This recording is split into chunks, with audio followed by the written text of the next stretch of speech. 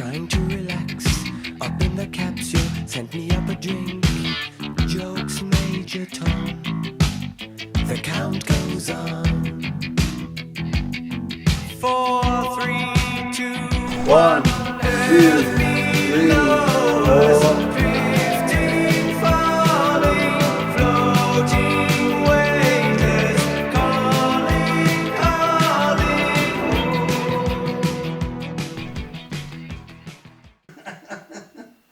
All right, welcome to the Mike C Show. I'm Nick.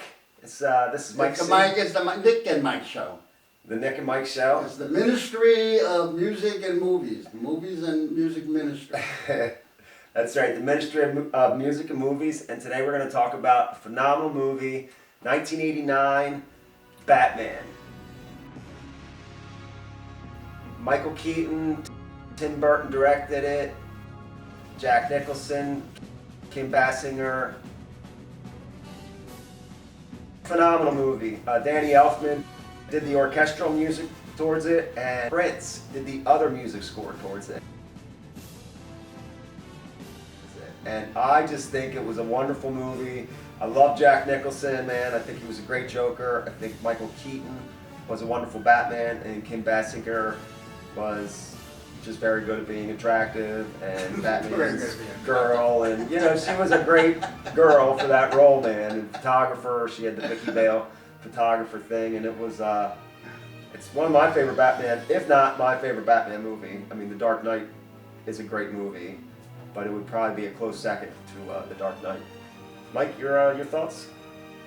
Well, my concept for this whole show has been to like put things in historical context, and in other words, be an eyewitness. Just talk about the eyewitness of the time that the movie came out. And I'm almost 70 years old, so I got that length of time. Nick's 40, he's got that length of time.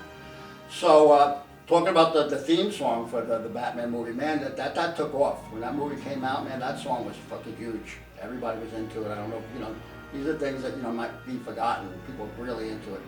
Black guys, they were shaving the Batman signals into their hair.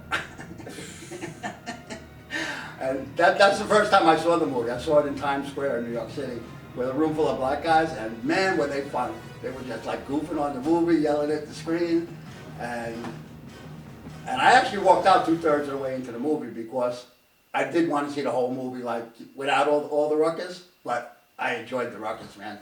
So when the bat plane came and grabbed all those balloons, that's about when I left the theater, and then I went and saw the whole thing. And we were waiting for this version of Batman for a long time because he had gone very cartoonish, with the 1966 Adam West thing. Mm-hmm. So an artist named Neil Adams, he started getting more into like what we thought was the original Batman, the shadows and the long ears and the mystery and all that stuff. And we hadn't seen that on screen. All we saw was Adam West. So when Tim Burton was going to come out with this movie, we didn't know what approach he was going to take. And the first scene we see of Batman looks like an animation actually, but it's him like looking, it's a bird's eye view of him on a roof looking down, and you just see his cape flowing, and in that motion, in that image, you went like, oh yeah, okay, they're going for the Neil Adams look. And it wasn't totally Neil Adams look, but that was your first impression, that thing right there. You can take over now. Yeah, no, I agree with everything Mike said, and I mean, right when Batman came out, he was, there was over top, camera view or whatever, and the guy said, "What are you?" "I'm Batman." You to tell all your friends about me. What are you? I'm Batman.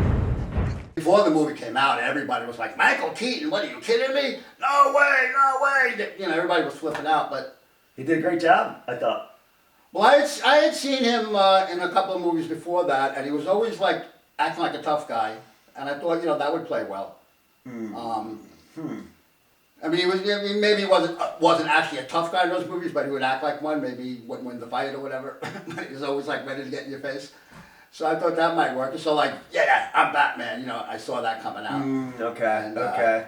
Yeah, I think he did a great job. I think Danny Elfman did a phenomenal job on the music score, the orchestral music score.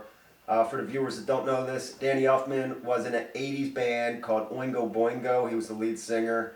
And if you ever seen a movie called Back to School with Rodney Dangerfield, Oingo Boingo are on that soundtrack, and they're in the one specific party scene, Dead Man's Party is the name of the song, and it's a really good song. But Oingo Boingo, they were a big 80s band, I guess pop, new wave, something like that.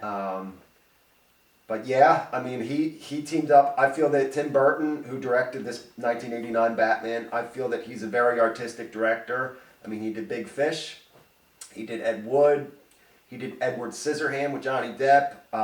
He did Beetlejuice, correct? I think he did the first Beetlejuice, which had Michael Keaton as well. And he's just a slamming, Nightmare Before Christmas. He's very good director. I think before he got into directing movies, he was like a sketch cartoon artist and stuff, and he was like really good at it. I watched a biography of him. But anyway, I love his movies, and I love just his artistic approach to his style of, filming or cinematography or video editing or directing. I mean, it's just, take Batman '89, for example. In so little time. The colors, pictures, with the time when Joker's looking at Vicky Vale and he's the pictures and he finds Vicky Vale and he said, I'm of a mind, makes a movie. Bob, phone book. I'm of a mind, makes a mookie. Phone book. The camera comes out and it sees all the pictures all on the ground, kind of in a circular way. I mean, even the environment in the beginning. Hey, lady, do the kid a favor. Don't scream.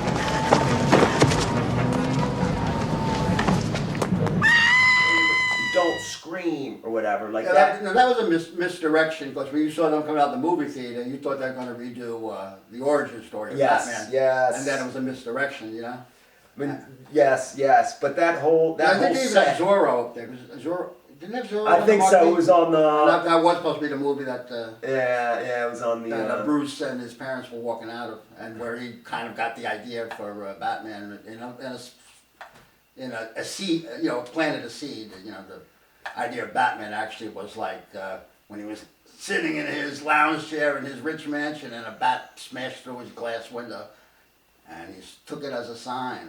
Right.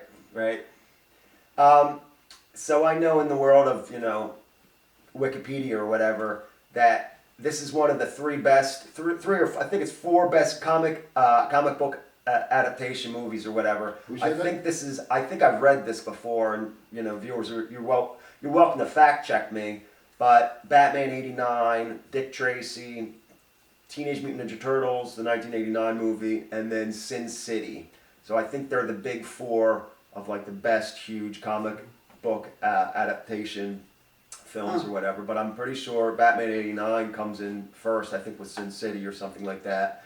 But yeah, it's just a sweet movie. I love Prince's music. I obviously love Danny Elfman's musical score, and it's just a fun flick, man. It's just. Did you see the there was two more movies that came after Sin City 2, and The Spirit.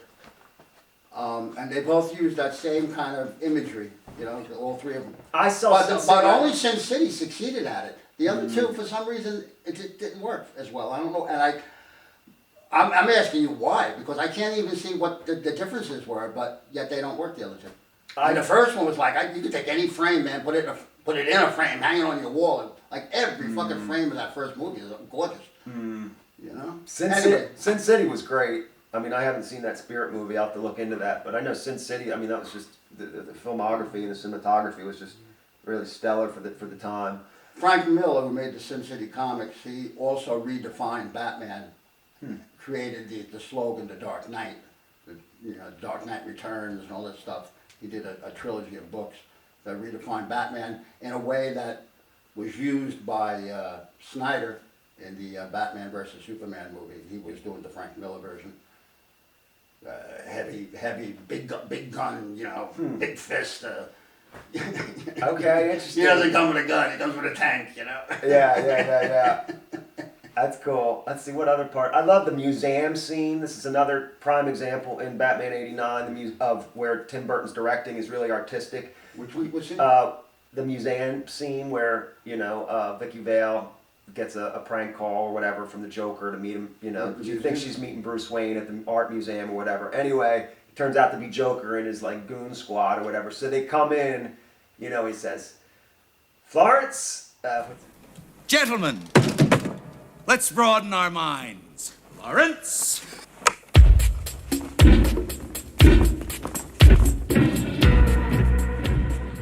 Anyway, so they're in the museum, and Joker's squad, while this Prince music is playing, they're throwing paint on all these beautiful works of art, in this art museum or whatever. And just the way it's directed with the music, it's just very artistic, and it really brings an aura and a vibe to the viewer. And that's really something that I get out of Tim Burton's movies, from a really artistic standpoint.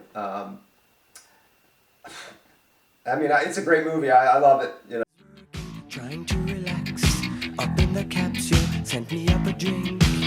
Jokes, Major Tom. The count goes on.